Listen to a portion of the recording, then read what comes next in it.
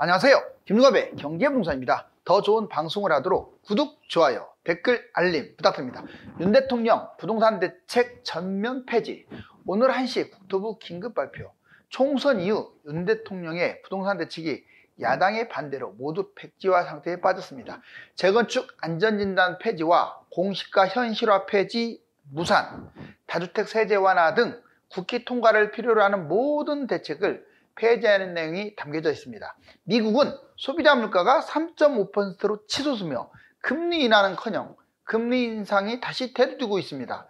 총선 이후 PF 문제가 뜨거운 감자가 되고 있습니다. 유료 상담은 010-2616-6276 제가 직접 웨스타임인가 입질신입니다. 지금 바로 전화 주십시오. 윤 대통령 부동산 대책 폐지. 오늘 1시 국토부 긴급 발표. 자, 이제 총선이 끝났습니다. 지금 전반적으로 경기가 안 좋기 때문에 윤 대통령이 규제 완화 카드를 꺼내들었고 많은 사람들이 이에 이제 호응을 했는데, 자, 여기 한번 보실래요? 자, 정부 규제 완화 동력을 완전히 잃어버렸습니다. 뭐 본인들이 폐지하겠다고 해서 폐지가 되는 게 아니라 이제 야당은 그동안에 자기들의 주장을 끝까지 고수할 거예요. 뭐 여당이 잘했고 야당이 못했고 이게 아니라 이제 적당한 선에서 폐지할 건 폐지하고 다시 살릴 건 살리고 아마 이 과정이 들어갈 건데, 일단 투기와 관련된 모든 사항들은 폐지될 가능성이 높겠죠. 야당 부동산 정책 입법 주목. 먼저 부동산 국회 통과를 해야만이 진짜 정책이 되는 것들. 공시가격 현실화 폐지, 이거 없앤다고 했잖아요, 윤 대통령이. 그런데 부동산 공시법은 국회 통과를 해야 하니까 불발될 가능성이 큽니다. 다주택자 세금 완화, 임대차 입법 통과, 이것도 역시 불발될 가능성이 커요. 기타 재건축 안전진단 있죠. 또는 재개발, 모아타운의 이런 부분들, 또는 실버타운, 하여튼 많은 대책들이 있었는데 대부분이 국회 통과를 해야 할 사항이에요. 지금 국회 통과를 안 하고 시행을 했다가 문제가 된 게 분양가 상한제 아파트 전매 제한을 해제하는 바람에 그 의무 실거주해야 하는데 그거 폐지시켜서 다시 또 의무 실거주해야 하는 이런 어려운 상황에 처했잖아요. 지금 이 상황이 똑같은 거예요.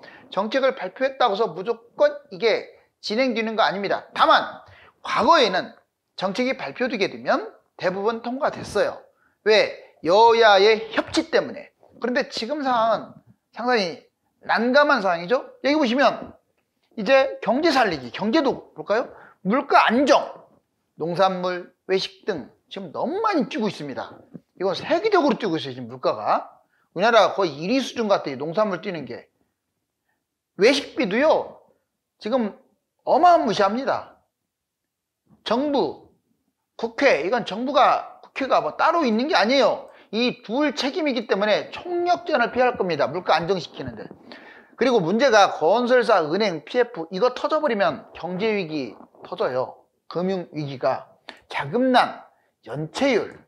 지금 부도위기에 처해졌는데, 자, 어떤 형태로든지 건너내고 살릴 건 살려서 이게 확산되지 않도록 조심해야겠습니다. 문제는 또 수출하고 내수가 좋아지고는 있다지만, 자, 성장률, 수출 지금 아직까지도 엉망진창이고, 내수 소비, 우리나라가 원래 내수가 약한 나라가 아니었거든요. 지금 뚝 끊겼어요. 그럴 수밖에 없죠. 물가가 이렇게 비싼데 월급은 한계가 있고. 해결 방안. 자, 이제 객관적 해결 방안을 보면 여기 대통령은 지금까지 불통정치를 끝내고 여야 협력을 구축하는 방향으로 했으면 좋겠어요. 개인적으로는 제가 여러 번 객관적이라고 했는데 이 사단이 일어난 것, 총선 결과는 상당히 대통령 책임에서 아마 못 벗어날 거예요. 두 번째, 야당도 마찬가지예요. 거대 야당. 자, 거대 야당은 정부 정책이 합리적인 부분들은 오히려 속전속결로 협조하는 태도가 필요합니다. 본인들이 판단해서 무작정 옳다라고 할 게 아니라 상당히 객관성을 유지하면서요.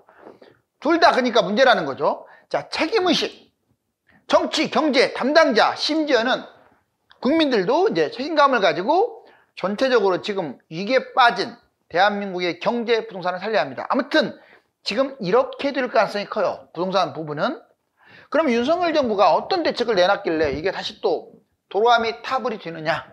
자, 공시가 현실화 폐지, 부동산 보유세 경감, 이건 1주택자들한테 세금이 지나치다. 솔직히 말씀드리면 저도 그렇게 판단해요. 완전 이건 화풀이 세금 같아요. 어떻게 나쁘게 말하면. 당연히 공시가 현실화를 뭐 폐지까지는 모르겠지만 지나치게 공시가를 현실화에 맞춘다는 것은 세금 뜯어먹겠다 이 뜻밖에 안 되기 때문에 이거에 좀 절충 방안이 필요한 것 같습니다. 근데 이게 지금 백지화 됐죠? 자, 분양가 상한제 해제. 지금 신도시 분양가 지금 다 이제 자율화로 맡겨버렸는데 그렇게 되면 분양가가 계속 올라가죠. 자, 이제 군사시설 그린벨트 해제, 재건축, 특히 재건축, 재개발, 특히 재건축의 규제 철폐. 30년 지나면 누구나 재건축을 할 수 있도록 허용. 안전진단은 아예 폐지 생각을 하고 있고 재개발도 안 하고. 근데 문제는 이게 지금 국회 통과를 해야 할 부분들이 있다는 거예요. 자, 다주택 혜택, 비아파트 주택 제외하고 또 중과세도 폐지하고 아무튼 다주택들한테 세금 혜택 주는 거 있죠. 취득세부터. 이게 지금 정부는 이제 폐지 쪽으로 다 내밀었는데 국회 통과가 안 됐잖아요. 앞으로도 안 될 가능성이 높아요. 자, 금리 대출 규제 완화, 기준금리라든가 이런 것들 동결하고 특례 대출 뭐 이런 거. 그러면 이게 정부가 지금 부양책을 쓰는 게 폐지가 되려면 부동산이 큰 폭으로 꺾여야 아마 야당이 폐지를 시킬 것 같아요. 지금처럼 밋밋하거나 집값이 올라가는 상황에서는 폐지는커녕 오히려 혹을 안 붙이면 다행이죠.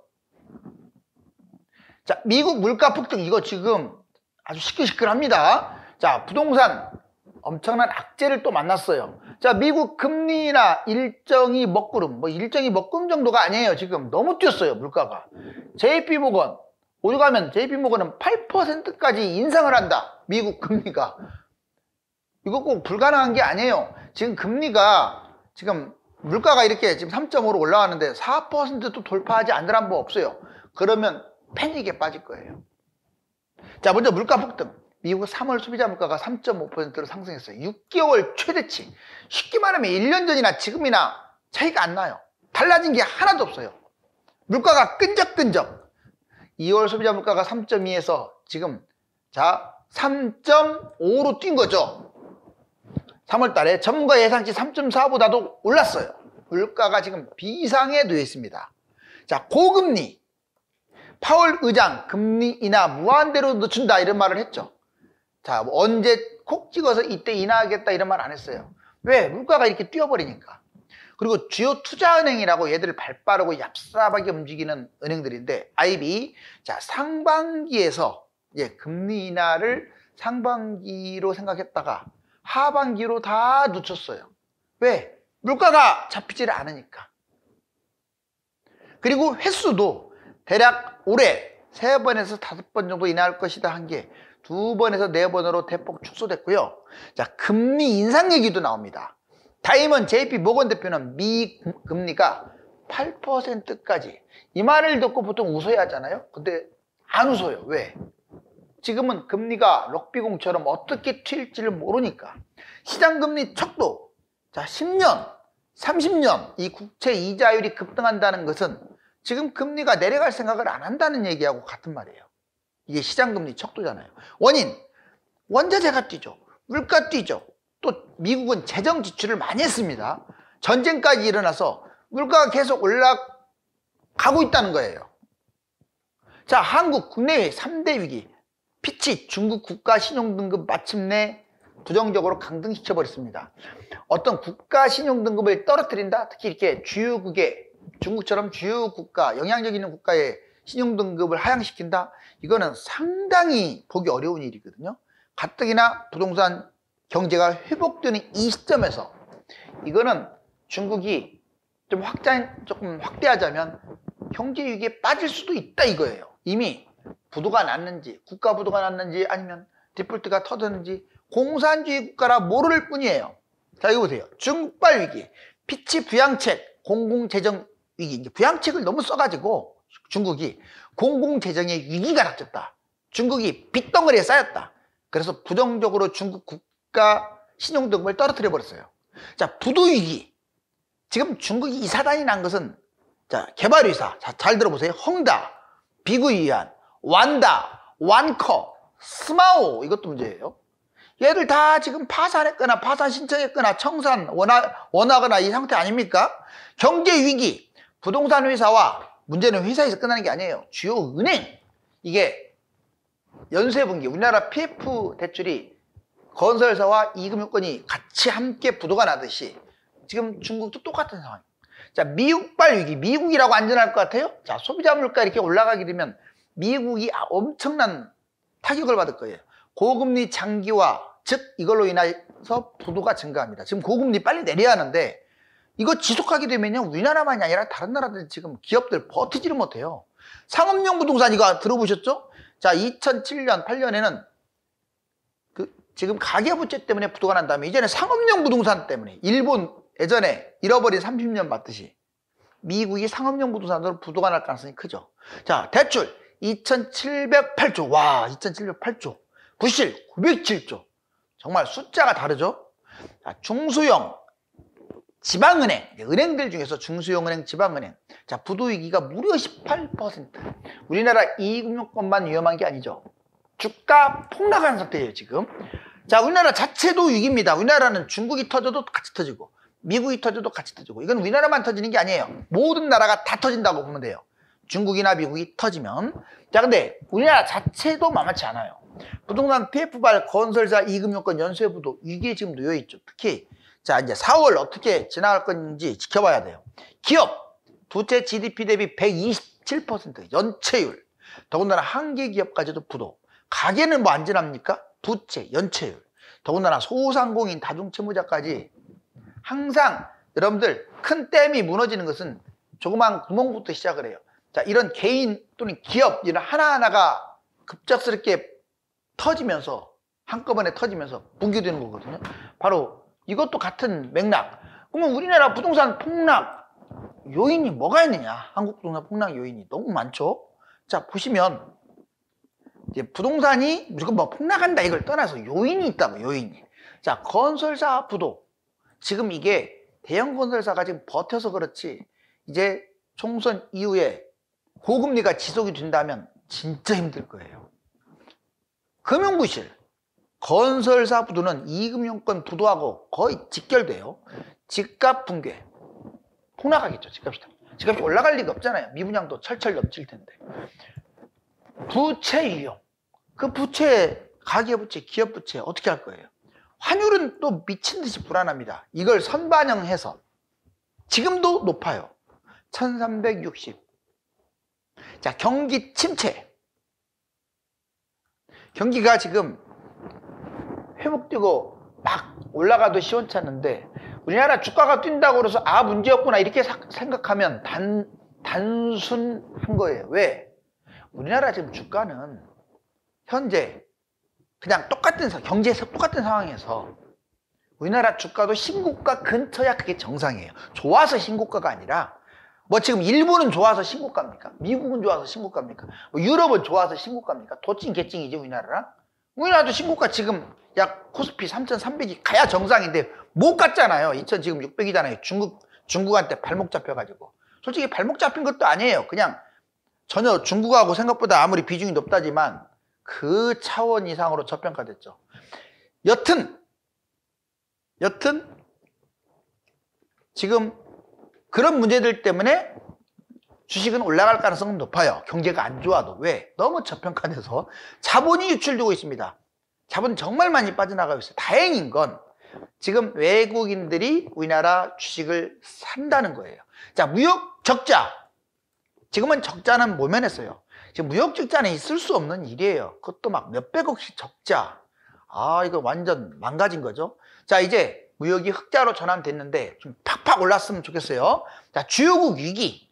아까 말했던 미국, 중국이 흔들리는데 뭔들 안전하겠어요. 자, 주가가 지금 너무 낮아요. 여기서 올라가면 이제 부동산도 따라가겠지만 주가가 또 빌빌거리면 부동산 못 갑니다. 후행이라서. 미국과 한국 소비자 물가 급등. 자, 소비자 물가 여기 보세요.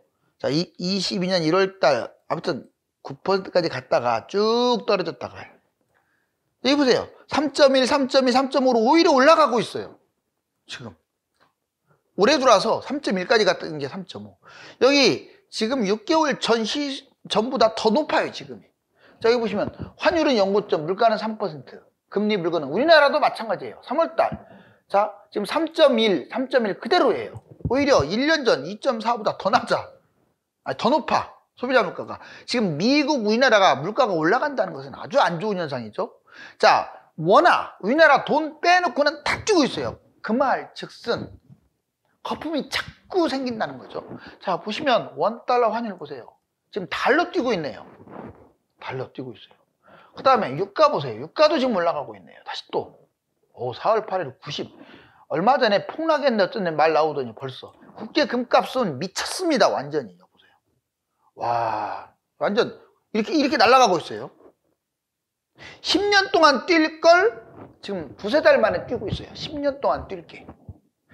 자, 그 다음에 S&P 500, 다우도 마찬가지고 신고가 찍고 있어요. 조금 1% 빠졌네 그런데 지금 다 신고가입니다. 여러분들 한번 쭉 다른 나라들 지수 한번 보세요.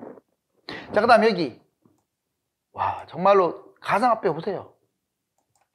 이렇게 올랐다가 폭락했다가 지금 신고가예요. 최근 금리 때문에 또 내려간다 그러는데 거기에 여기 보세요.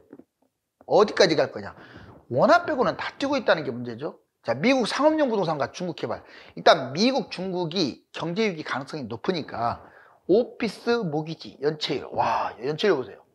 옛날에 미국발 금융위기 때 여기까지 지수하는데 거기를 향해서 막 날아가고 있네요. 이렇게 안정됐다가 이제는 중국 100대 부동산 개발업체. 와, 여기 보세요. 신규주택 판매율이 뚝 떨어졌어요.